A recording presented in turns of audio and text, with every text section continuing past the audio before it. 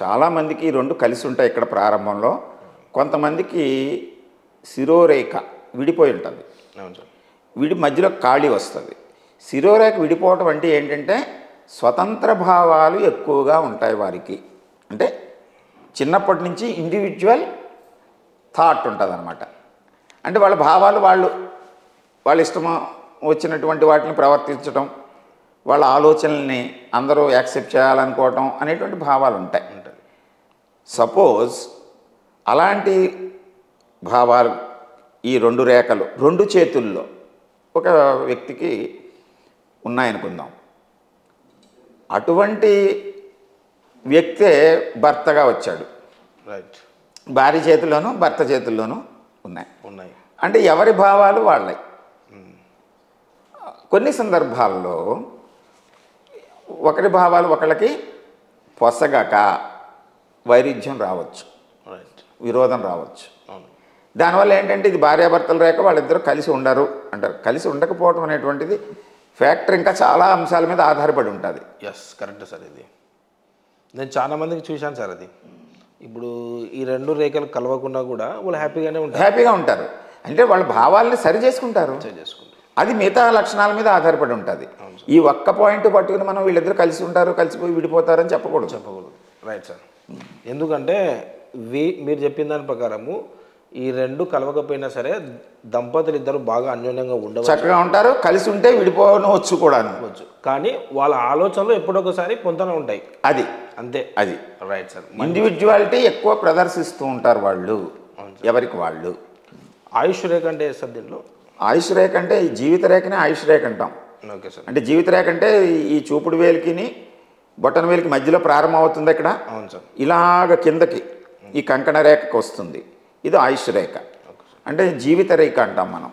అది ఆయుర్దాయాన్ని, ఆరోగ్యాన్ని, కుటుంబ పరిస్థితుల్ని మనం దాన్ని ఎలా సమన్వయం చేసుకుంటాం అనేటువంటి విషయాల్ని ఇది తెలియజేస్తుంది.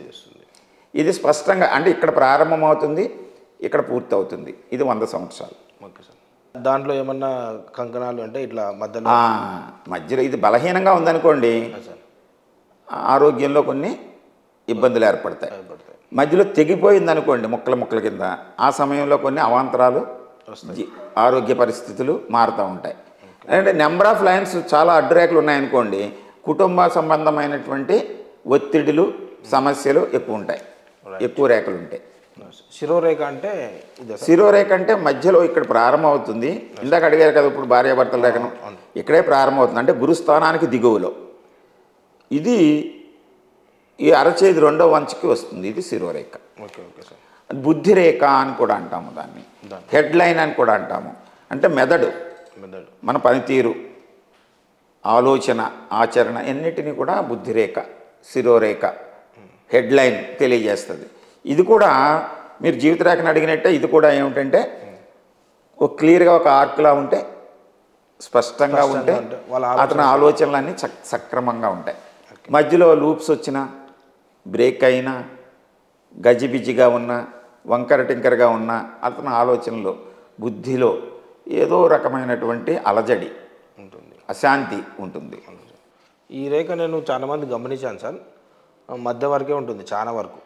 ఎవరో ఒకరికో ఇద్దరికో మాత్రం ఎండింగ్ వరకు ఉంటుంది సార్. అదే ఎట్లా సార్? అది ఎలాగంటే ఈ శిరోరేఖ కూడా ఇక్కడ ప్రారంభం అవుతుంది, ఇక్కడ వరకు కొనసాగుతుంది. ఇది మొత్తం 100 సంవత్సరాలు. మీరు గుర్తుపెట్టుకోండి, ఏ రేఖ అయినా సరే 100 సంవత్సరాలు జీవితం. అంటే హ్యూమన్ బీయింగ్ యొక్క లైఫ్ స్పాన్ 100 సంవత్సరాలని ఒక అంచనా. ఈ రేఖ 100 సంవత్సరాలు చెప్తాము. కొంతమందికి కురచగా ఉందనుకోండి, ఇక్కడ వరకు సగం వరకే, అంటే అక్కడతోటి ఆగిపోతుందని కాదు, అతని యొక్క తెలివితేటల యొక్క సామర్థ్యం కొంచెం తక్కువగా ఉంటుంది. కొన్ని పనులనే అతను చేయగలడు, కొన్ని విషయాలనే గమనించగలడు, బుద్ధి కుశలత. అదే పూర్తిగా ఉందనుకోండి, ఏ విషయాన్నైనా సంపూర్ణంగా తెలుసుకోగలడు. తెలుసుకుని దాన్ని తన ఆచరణలోనూ తన ప్లానింగ్లోనూ పెట్టుకుని అభివృద్ధి చెందుతూ ఉంటాడు. దేనైనా సరే ఆకలింపు చేసుకోగలడు. దేన్నైనా ఎందుకంటున్నానంటే ఇప్పుడు దేని వైపు వెళ్తాడనేటువంటిది నవగ్రహాల యొక్క భావాలను బట్టి ఉంటుంది. అతను టెక్నాలజీలోకి వెళ్తాడా, సైన్స్ వైపు వెళ్తాడా, ఆర్ట్స్ వైపు వెళ్తాడా, లేకపోతే ఒక డ్యాన్సా, ఒక సినిమా, ఒక సంగీతమా, ఒక రచన, వ్యాసంగమా, ఇలాంటివన్నీ కూడా ఈ గ్రహస్థానాలు చెబుతాయి. అవును సార్.